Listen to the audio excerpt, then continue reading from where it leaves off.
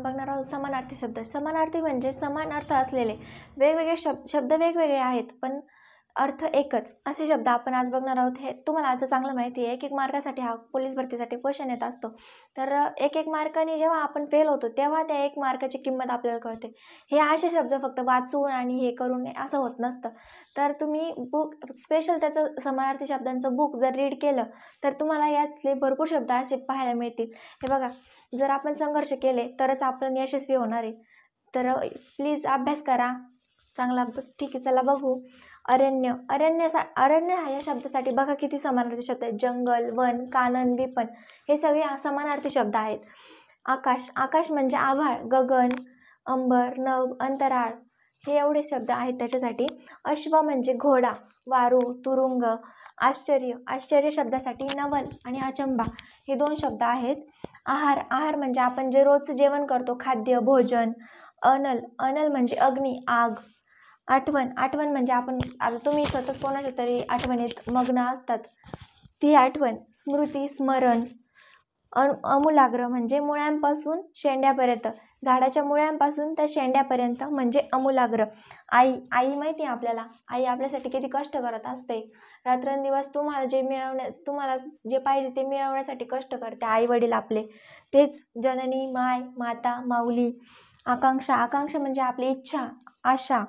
आण म्हणजे शपथ, जी सीमेवरती सैनिक घेत असतात. पोलीस पण तुम्ही झाल्यावरती जी शपथ घेतात तिला आण म्हणतात. अमित. अमित म्हणजे असंख्य, अमर्याद, अनलिमिटेड.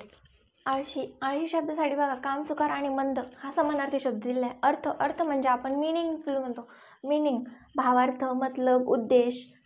अगत्याने म्हणजे स्वागतशील दृष्टीने. अगत्याने बघा आपण लग्नपत्रिकेमध्ये टाकत असतो की अगत्याने येणे करून अगत्याने येणे करावे.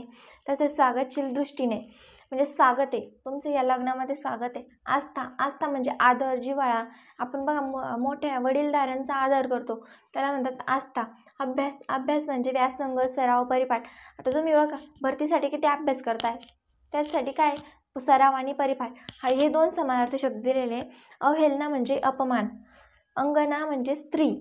अक्षय. अक्षय म्हणजे न संपणारा. बघा आता सूर्य, चंद्र, तारे हे कधी न संपणारे विश्व आहे तर त्याला म्हणायचं अक्षय. अस्त म्हणजे मावळणे. सूर्य कसा मावळत असतो त्याला म्हणतात मावळणे, शेवट होणे, अस्त. आनंद. आनंद म्हणजे संतोष, हर्ष, प्रमोद. इंदू. इंदूला समानार्थी शब्द बघा चंद्र दिलाय, चंद्राला इंदू म्हणतात. उतारू. उतारू म्हणजे प्रवासी. बघा ते आता ट्रेनमधून जेव्हा प्रवासी येतात खाली त्यांना म्हणतात उतारू. ऊन. ऊनाला बघा समानार्थी शब्द लोकर किंवा ऊर्ण दिलेला आहे. उत्कर्ष म्हणजे वाढ, भरभराट. नेक्स्ट बघूया ऐतोबा. ऐतोबा म्हणजे काम न करणारा. बघा आळशी वृत्तीचा माणूस, कधी काम न करत तो. क्रीडा म्हणजे खेळ, मौज, मनोरंजन. किंकर. किंकरसाठी बघा दास किंवा सेवक म्हणजे नोकर. जेव्हा राजाचे भरपूर काही सेवक राहायचे, दास राहायचे ते.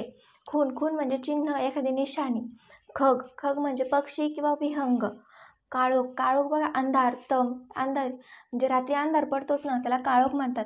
खून. खून म्हणजे वध, हत्या. जेव्हा एखाद्या वेळेचं मर्डर होतो त्याला खून असं म्हटलं जातं. खच. खच म्हणजे ढीग आणि गंज. बघा एखाद्या वस्तूचे खूप सारा ढीग असला म्हणजे खूप साऱ्या असल्या त्या वस्तू त्याला असं म्हणतात खच. खजिना म्हणजे तिजोरी, भांडार, सोनं आपलं. गरज. गरज म्हणजे आवश्यकता, निकट, जरुरी. काळजी. काळजी म्हणजे फिकीर, आस्था, चिंता.